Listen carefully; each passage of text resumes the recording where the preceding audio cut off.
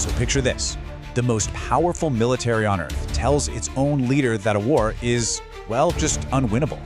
It sounds like something out of a movie, right? But the source material we're looking into today claims that's exactly what happened during the standoff between the US and Iran. So let's unpack this incredible claim. It's a huge question, and according to the analysis we're exploring, the answer isn't just a simple disagreement. No, it was a deep, calculated resistance from inside the highest levels of American power. And the reason?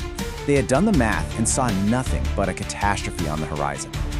And this quote is really the heart of it. The source alleges this wasn't just advice, it was a final judgment, an assessment that the costs in lives, in money, in America's place in the world, it would all be so massive that the US might never truly bounce back. So what on earth led them to that conclusion? Okay, so the first piece of the puzzle, according to our source, is that this pushback wasn't just coming from one place. It was this powerful, unofficial alliance of some of the most influential players in the US, and they had all somehow come to the same terrifying conclusion. I mean, just look at this list. It's pretty staggering when you think about it. You've got the military, the spies, the people with the money, and even advisors inside the White House. The source claims each one of these groups had their own reasons for concern, but all their roads led to the same place: disaster. Let's start with the intel guys. Their whole job is to look at threats with cold, hard facts, right? To cut through the politics. And according to this analysis, their assessment was grim, and it was pretty much embodied by one of their most well-known former heads. This quote, attributed to former CIA Director David Petraeus, well, it says it all, doesn't it? It suggests that even the people who might have wanted to see a change in Iran's government had looked at the facts and concluded a military option was a non-starter. The experts were basically saying, it's not going to work. And then, of course, you have to follow the money. The source we're looking at says Wall Street was absolutely terrified. They were playing out a scenario where a war with Iran kicks off a global economic meltdown. We're talking stock markets in free fall, oil prices skyrocketing, and trillions in wealth just gone. For them, it wasn't about geopolitics, it was about pure financial survival. But here's the thing, the resistance inside the US was only half of the story.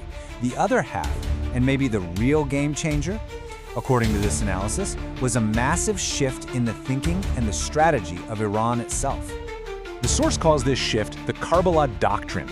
Now, this is a deeply powerful idea rooted in their culture and history. The concept is pretty simple, but incredibly profound. It's better to fight and die for what you believe in than to surrender, even to an enemy that seems unbeatable. This totally changes the rules of war. It's no longer about survival, it's about martyrdom.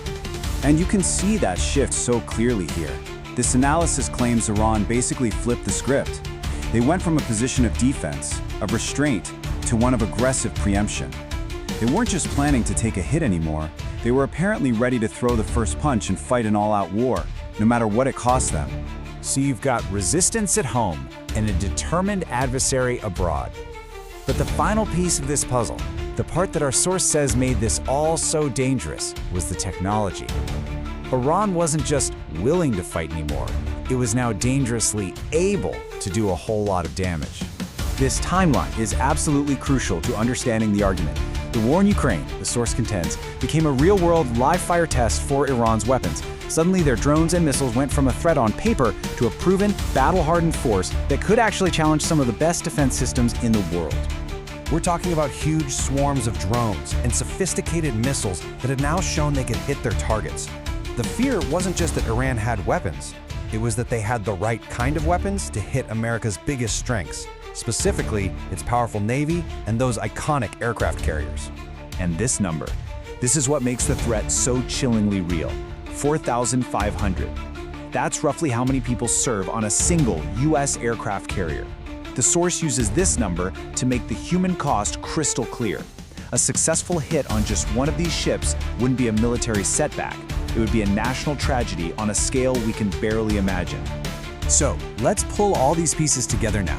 When you take the warnings from inside the US, you combine them with an enemy's absolute refusal to back down, and then you add their newly proven weapons to the mix, well, the picture that emerges is pretty terrifying. So our source basically boils it down to this three-part equation. It wasn't just one thing. It was the perfect storm of all three that allegedly created a situation where the risks of going to war were seen as completely unacceptable by the very people who would have to fight it. So in the end, the argument wasn't about whether America could win. It was about the price of that victory. A price so devastatingly high that even winning would feel like a catastrophic loss. The definition of a Pyrrhic victory. And that really leaves us with a final, massive thought to chew on. The story our source lays out forces us to ask a really fundamental question about war today. When one side has the absolute will to fight to the end, and they have the tech to cause crippling damage, does being the strongest military still guarantee you'll win? It really makes you think, doesn't it?